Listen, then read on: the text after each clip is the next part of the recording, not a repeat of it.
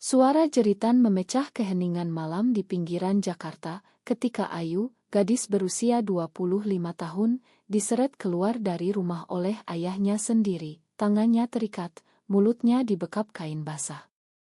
"Kau bukan anakku lagi," bentak bapak, matanya penuh amarah yang membara, sementara ibu hanya menangis di sudut, tak berani melawan. Ayu meronta, tapi mobil pickup itu sudah melaju kencang menuju hutan belantara di Bogor, di mana keluarganya melemparkannya seperti sampah, meninggalkannya sendirian dengan rahasia cintanya pada seorang wanita. Ayu terjatuh ke tanah lembab, lututnya berdarah, tapi yang lebih sakit adalah hati yang tercabik. Mengapa harus seperti ini? Pikirnya dalam diam, air mata mengalir deras. Dia ingat pertama kali bertemu dengan Rina, teman kuliahnya yang berusia 27 tahun, wanita tangguh dengan senyum yang selalu membuat hatinya berdegup kencang. Mereka bertemu di kampus Universitas Indonesia, di kelas sastra, di mana Rina berbicara tentang puisi-puisi penuh gairah yang tak pernah Ayu pahami sebelumnya. "Kau tahu, Ayu, cinta itu bukan soal jenis kelamin, tapi soal jiwa yang saling memanggil," kata Rina suatu hari, dan sejak itu, dunia Ayu berubah. Tapi sekarang, di hutan gelap ini, dia bertanya pada dirinya sendiri, apakah cinta ini layak untuk semua penderitaan ini? Keluarganya, masyarakat yang konservatif di Indonesia, tak pernah bisa menerima.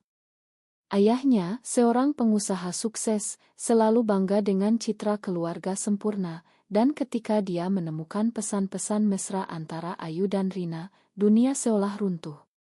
"Kau membawa malu bagi keluarga," teriaknya, sebelum memutuskan untuk membersihkan noda itu dengan cara barbar ini. Ayu merangkak mencari tempat berteduh, pikirannya berputar-putar antara ketakutan dan kemarahan. Bagaimana bisa orang tuanya melakukan ini?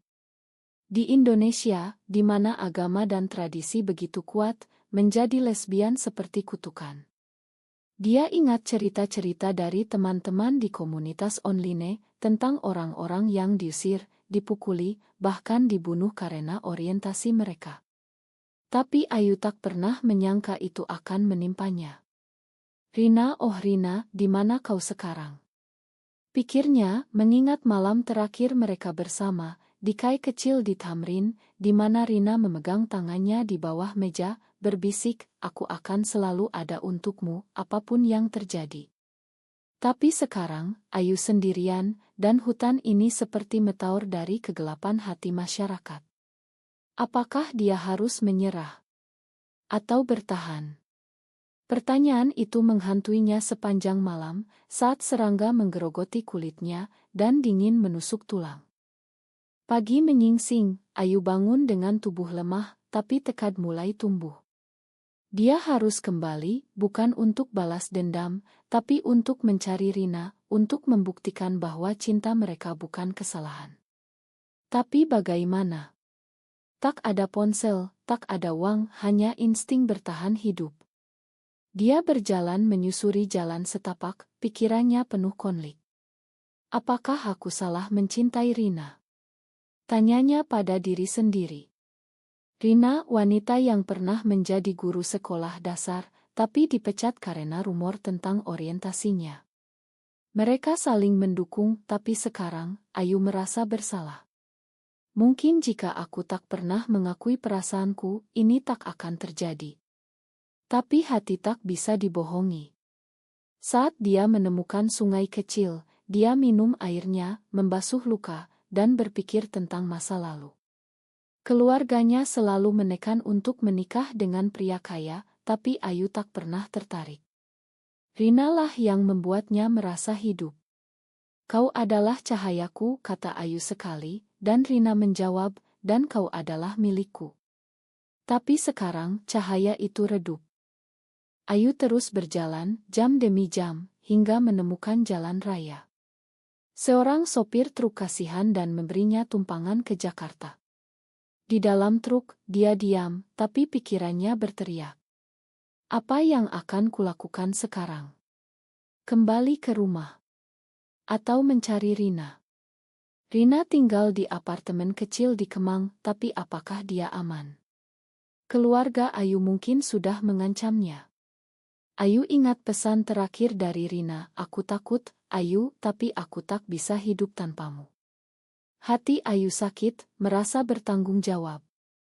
Ini bukan hanya tentang cinta, tapi tentang identitas, tentang hak untuk menjadi diri sendiri di negara yang penuh prasangka. Saat truk mendekati kota, Ayu memutuskan, "Aku harus menemukan Rina, tapi aku juga harus menghadapi keluargaku." Tak ada jalan mundur. Di Jakarta, Ayu turun di pinggir jalan, kakinya gemetar. Dia berjalan ke apartemen Rina, tapi pintu terkunci, tak ada jawaban. Hatinya hancur. Di mana dia? Apakah keluargaku sudah menyakitinya? Pikirnya, air mata kembali mengalir. Dia duduk di tangga, mengingat momen-momen indah, piknik di Pantai Anyer, di mana mereka berpegangan tangan diam-diam, atau malam di bioskop, di mana Rina mencium pipinya saat lampu redup. Tapi sekarang semuanya terasa seperti mimpi buruk. Ayu tahu perjuangan baru saja dimulai. Dia harus mencari tahu apa yang terjadi, dan itu berarti menghadapi iblis dalam dirinya sendiri, rasa takut, rasa bersalah, dan kemarahan yang membara. Ayu berdiri di depan rumah keluarganya di malam hari, hati berdegup kencang seperti genderang perang. Bagaimana bisa aku kembali ke sini setelah apa yang mereka lakukan? Pikirnya, tangannya mengepal. Tapi dia tak punya pilihan, dia butuh jawaban tentang Rina. Pintu dibuka oleh ibu, yang langsung pucat melihatnya. "Ayu. Kau." "Hidup," gumam ibu, suaranya gemetar. Ayu mendorong masuk, matanya menyala. "Di mana Rina? Apa yang kalian lakukan padanya?" bentaknya, mengabaikan pelukan ibu yang setengah hati. Di ruang tamu, Bapak duduk dengan wajah keras, tapi ada kilatan kejutan di matanya. "Kau seharusnya mati di hutan itu," katanya dingin, tapi Ayu bisa merasakan ketakutannya. "Kau pikir dengan membuangku, masalah selesai?" "Kau salah, Bapak. Cintaku pada Rina bukan dosa," balas Ayu, suaranya penuh emosi yang terpendam. Pikirannya berputar, apakah aku harus memakan mereka? Atau membenci selamanya? Keluarga ini, yang dulu dia cintai, sekarang seperti musuh. Ibu menangis, "Kami lakukan untuk kebaikanmu, Ayu. Masyarakat akan menghakimi kita. Kau tahu bagaimana di Indonesia ini, agama melarang." Tapi Ayu tak peduli. Agama melarang kebencian, Bu. Kalian yang berdosa. Ayu menuntut jawaban tentang Rina. Ternyata, setelah membuangnya, Bapak mengancam Rina untuk meninggalkan kota, mengatakan jika tidak, dia akan melaporkan ke polisi dengan tuduhan palsu. Rina pergi ke Bandung mencari perlindungan di rumah saudaranya. Hati Ayu hancur mendengar itu. Mengapa Rina tak melawanku? Pikirnya, merasa dikhianati. Tapi dia tahu, Rina selalu lebih takut pada kekerasan daripada dia. "Aku akan mencarinya," kata Ayu tegas, tapi Bapak menghalangi. "Jangan. Kau akan menghancurkan segalanya. Kami sudah susun rencana pernikahanmu dengan anak teman Bapak." Ayu tertawa pahit. "Pernikahan? Aku tak akan pernah menikah dengan pria." Konflik memuncak saat saudara laki-lakinya, Andi, pulang dan bergabung. Andi, yang selalu mendukung Bapak, memandang Ayu dengan jijik. "Kau memalukan keluarga, Yu." Di masjid, orang-orang sudah bisik-bisik. Ayu balas, "Lebih baik malu daripada hidup bohong." Dalam hati, dia bertanya, apakah aku egois? Apakah cinta ini layak merusak keluarga? Tapi ingatan pada Rina menguatkan. Rina yang kehilangan pekerjaan karena rumor, yang selalu bilang kita harus kuat bersama. Ayu memutuskan untuk pergi ke Bandung malam itu juga, tapi sebelum pergi, dia menghadapi ibu sendirian. Bu, mengapa kau diam saja? Tanyanya, air mata mengalir. Ibu mengaku, aku takut pada bapakmu, Yu. Tapi aku mencintaimu. Kata-kata itu seperti pisau, membuat Ayu ragu. Apakah aku harus tinggal dan ubah mereka dari dalam? Di kereta menuju Bandung, Ayu duduk sendirian, pikirannya penuh badai. Masyarakat Indonesia, dengan norma-normanya yang kaku, membuat orang seperti dia merasa seperti orang asing di tanah sendiri. Dia ingat berita-berita tentang pasangan yang dianiaya, atau keluarga yang memaksa terapi konversi. Apakah itu nasibku jika tertangkap? Tanyanya pada diri. Tapi dia tak bisa mundur. Saat tiba di Bandung, dia mencari alamat saudara Rina, hati berharap tapi takut. Pintu dibuka oleh Rina sendiri, yang langsung memeluknya erat. Ayu. Kau selamat, kata Rina, air mata membasahi bahu Ayu. Tapi pelukan itu terasa berbeda, ada keraguan.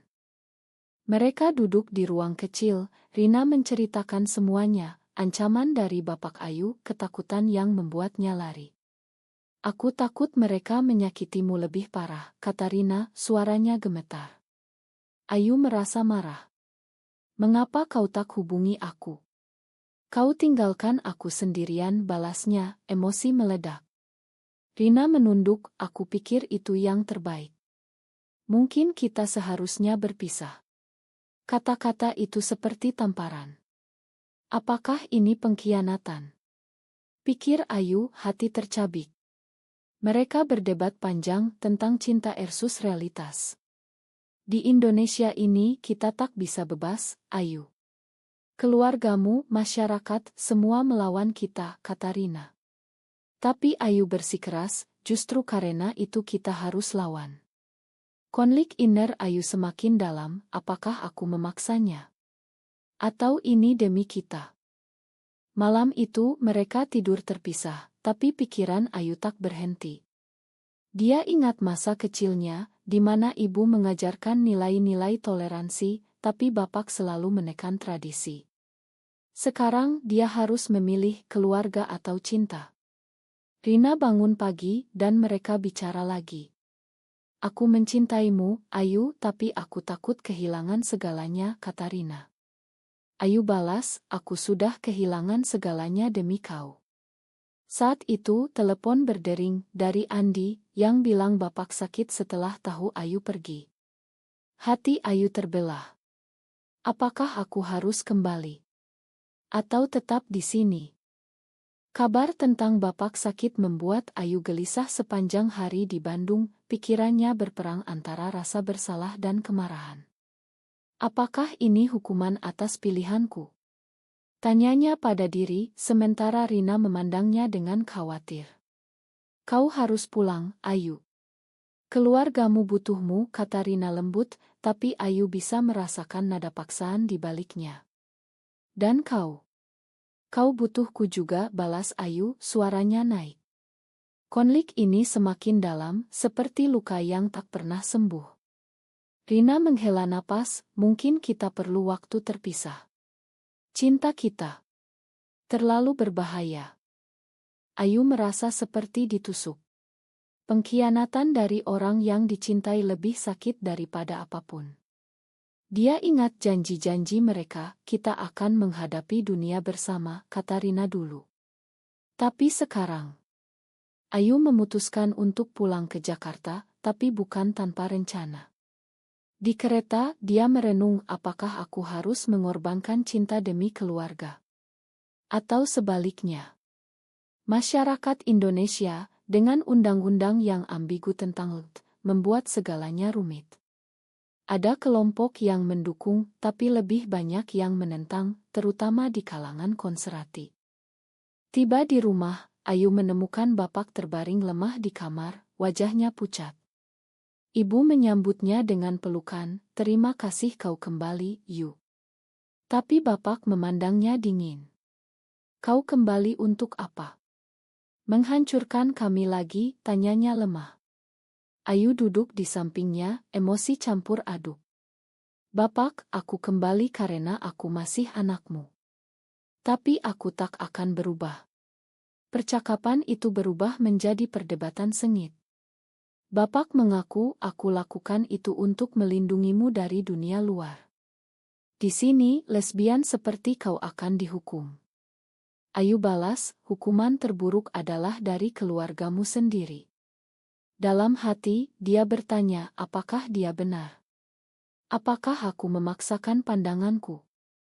Andi ikut campur, menuduh Ayu egois. Kau pikir hanya kau yang menderita. Bisnis bapak terganggu karena rumor, kata Andi marah. Ayu merasa terpojok, tapi dia tak mundur. Rumor karena kalian yang tak terima aku apa adanya, balasnya. Konflik keluarga memuncak, dengan ibu mencoba mediasi. Kita bisa bicara tenang, katanya, tapi Ayu tahu itu sia-sia. Malam itu, dia menelepon Rina, tapi Rina tak angkat. Hati Ayu semakin gelap. Apakah dia meninggalkanku? Pikirnya, rasa sakit menusuk. Keesokan harinya, Ayu bertemu teman lama di komunitas rahasia di Jakarta. Mereka cerita tentang pengalaman serupa, diusir, dipaksa menikah. Kau harus lawan, Ayu, kata salah satu. Tapi Ayu ragu. Apakah perlawanan layak jika menyakiti orang tercinta? Dia memutuskan untuk konfrontasi akhir dengan bapak. Bapak, jika kau tak terima aku akan pergi selamanya, katanya tegas. Bapak diam lama lalu mengaku, aku takut kehilanganmu, Yu. Tapi norma masyarakat. Ayu balas, norma bisa berubah, Bapak. Saat itu, Rina menelepon kembali, bilang dia datang ke Jakarta. Hati Ayu berbunga, tapi juga takut. Rina tiba, dan pertemuan di taman kecil menjadi penuh emosi. Aku tak bisa tinggal tanpamu, kata Rina, tapi ada keraguan. Mereka bicara tentang masa depan, pindah ke Bali, di mana lebih toleran. Tapi Ayu tahu, masalah tak hilang begitu saja. Keluargaku, pekerjaanmu, semua akan hancur, kata Ayu. Rina balas, mungkin itu harga yang harus dibayar. Tapi dalam hati Ayu, konflik semakin hebat, apakah ini pilihan benar? Atau kesalahan Atal? Konfrontasi puncak terjadi saat Rina bertemu keluarga Ayu. Bapak marah besar, kau yang merusak anakku, bentaknya. Rina balas tenang, cinta kami tak merusak siapapun. Andi ikut menyerang, tapi ibu membela, cukup. Biarkan mereka bahagia. Kejutan itu membuat semua diam. Ayu merasa harapan muncul, tapi juga takut. Apakah ini akhir? Atau awal badai baru? Setelah pertemuan keluarga yang meledak, Ayu dan Rina meninggalkan rumah dengan hati berat, tapi tekad kuat. Di apartemen Rina, mereka duduk diam, pikiran Ayu penuh pertanyaan, apakah ibu benar-benar mendukung? Atau hanya sementara? Rina memegang tangannya, kita sudah melewati banyak, Ayu. Tapi aku takut ini baru permulaan. Ayu mengangguk, merasa beban semakin berat. Di Indonesia, di mana demonstrasi anti-LGBT sering terjadi, mereka seperti buronan. Apakah kita layak bertahan? Tanyanya pada diri, rasa bersalah membara. Keesokan harinya, kabar buruk datang. Andi melaporkan mereka ke kelompok agama radikal, yang mulai mengancam melalui pesan anonim. Kalian akan dihukum atas dosa ini, bunyi salah satu. Rina panik, kita harus lari, Ayu. Tapi Ayu marah, lari lagi. Tidak. Kita harus hadapi. Konflik antara mereka memuncak, Rina menuduh Ayu nekat, Ayu balas Rina pengecut. Kau yang selalu lari, bentak Ayu. Rina menangis, aku lari karena aku cinta kau, tak ingin kau terluka. Saat itu, Ayu merasa hancur, apakah cinta ini justru menyakiti kita? Mereka memutuskan mencari bantuan dari LSM Hak Asasi Manusia di Jakarta. Di sana, mereka bertemu aktivis yang cerita tentang kasus serupa. Banyak yang seperti kalian, tapi perlawanan butuh pengorbanan, kata aktivis itu. Ayu terinspirasi, tapi Rina ragu. Pengorbanan apa lagi? Aku sudah kehilangan pekerjaan, keluarga menjauh. Ayu balas, aku juga, tapi tanpa perlawanan, kita tak pernah bebas. Dalam hati, Ayu bertanya, apakah aku memaksanya ke jurang?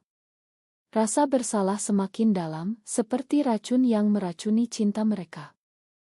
Malam itu, ancaman menjadi nyata. Seorang pria datang ke apartemen, memukul pintu sambil berteriak hinaan. Rina gemetar, Ayu menghadapinya. Pergi. Ini urusan pribadi, bentak Ayu. Pria itu pergi, tapi trauma tertinggal. Rina menangis di pelukan Ayu, mengapa dunia begini kejam? Ayu diam, pikirannya berputar, apakah Tuhan benar-benar melarang cinta ini? Atau manusia yang salah tafsir? Konflik iman dan cinta membuatnya terjaga sepanjang malam. Pagi harinya, Ayu menghubungi ibu, meminta dukungan. Ibu setuju bertemu diam-diam, di KAE. Ibu mengaku, aku salah diam selama ini, Yu. Aku akan bicara pada Bapak. Ayu terharu, tapi juga curiga. Apakah ini jebakan? Tapi dia percaya.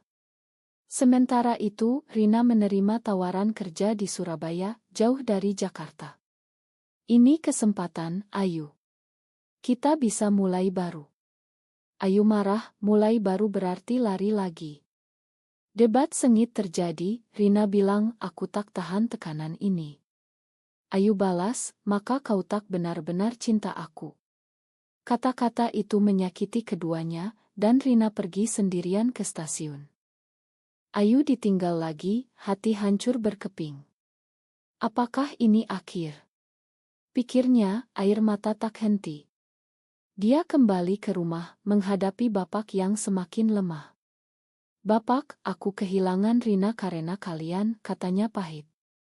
Bapak diam, lalu mengaku, mungkin aku salah, Yu. Tapi masyarakat.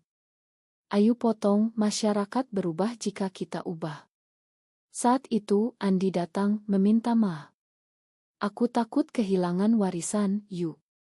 Tapi kau saudaraku. Kejutan itu membuat Ayu ragu apakah keluarga bisa berubah. Tapi kabar dari Rina datang, dia ditangkap di kereta oleh kelompok radikal.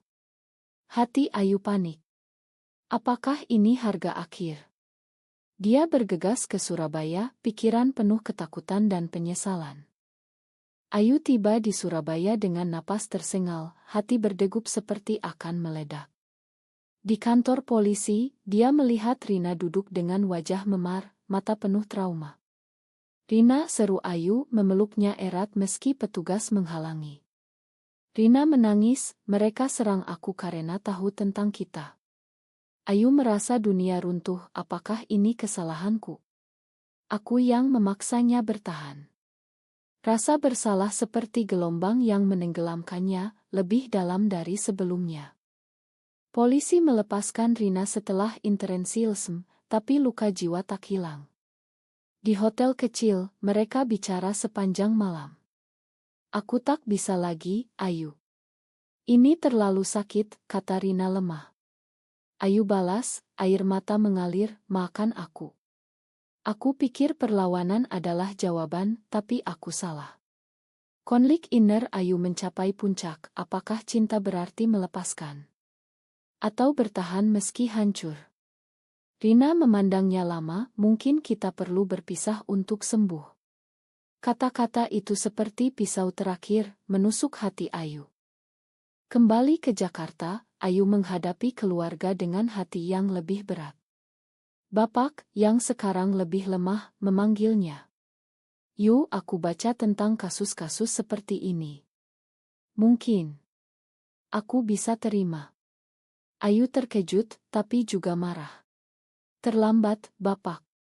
Rina pergi karena tekanan ini. Ibu membela, kita bisa bantu kalian. Tapi Andi masih ragu, masyarakat tak akan terima. Debat keluarga memuncak lagi, tapi kali ini, Ayu merasa lelah. Apakah perjuangan ini sia-sia? Pikirnya, emosi membuncah seperti lahar. Ayu memutuskan mencari Rina lagi, tapi Rina sudah hilang kontak. Dia bergabung dengan komunitas LGBT, menjadi aktivis, berbicara tentang pengalamannya. Cinta kami bukan dosa, tapi kebencian masyarakat yang salah, katanya di acara rahasia. Tapi setiap malam, dia menangis sendirian, mengingat Rina. Apakah dia bahagia sekarang? Tanpa aku. Rasa sakit itu semakin dalam, seperti luka yang tak pernah menutup. Tahun berlalu, Ayu bertemu Rina lagi di sebuah seminar hak asasi di Bali. Rina sekarang kuat, menjadi advokat. Mereka bicara, emosi lama bangkit.